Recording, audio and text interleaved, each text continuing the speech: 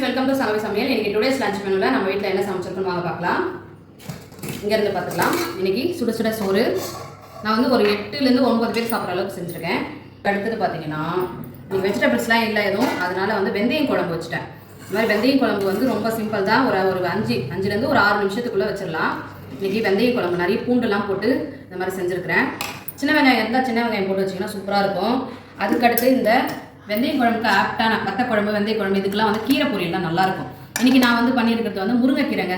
வேர்க்கடலை ஒன்று பாதிமாக க்ரஷ் பண்ணி போட்டிருக்கிறேன், வறுத்த வேர்க்கடலையை. சூப்பராக இருக்கும், ரொம்ப ஹெல்த்தியும் கூட. இரும்பு சத்து நிறைஞ்ச முருங்கைக்கீரை பொரியல். இப்போ வாங்க நம்ம சாப்பாடு போட்டுக்கலாம். சுட சுட சோறு போட்டுக்கலாம்.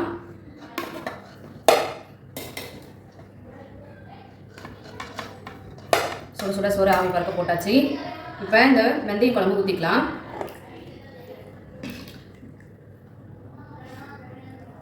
நல்லா பூண்டெல்லாம் போட்டு வெந்தய குழம்பு ஊற்றியாச்சு. அப்புறம் முருங்கைக்கீரை வச்சுக்கலாம்.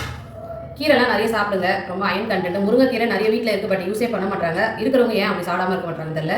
பட் இதெல்லாம் வெளிநாட்டிலலாம் ரொம்ப காசு கொடுத்து வாங்குறாங்க. கேப்சூல்ஸ் எல்லாம் வாங்கி சாப்பிட்றாங்க. முருங்கைக்கீரை, முருங்கைப்பூ, முருங்கைக்காய் எல்லாம் பொடியாக வந்து தயாரித்து தமிழ்நாட்டிலேருந்து வெளிநாட்டுக்கு போகுது. பட் நம்மளும் இதை பயன்படுத்தணும்னா சூப்பராக ஸ்ட்ராங்காக இருக்கலாம், ஹெல்த்தியாக. ஓகே ஃப்ரெண்ட்ஸ், நம்ம வீட்டில் இன்றைக்கி முருங்கைக்கீரை பொரியல், சுட சுட சோறு, அதில் வந்து பார்த்திங்கன்னா சூப்பரான ஒரு வெந்தய குழம்பு சாப்பாடு தான். வாங்க நீங்களும் சாப்பிடலாம். இந்த வீடியோ பிடிச்சிருந்தா லைக் பண்ணுங்கள், ஷேர் பண்ணுங்கள், கமெண்ட் பண்ணுங்கள். நம்ம சேனலுக்கு சப்ஸ்கிரைப் பண்ணி சப்போர்ட் பண்ணுங்கள். Bye friends.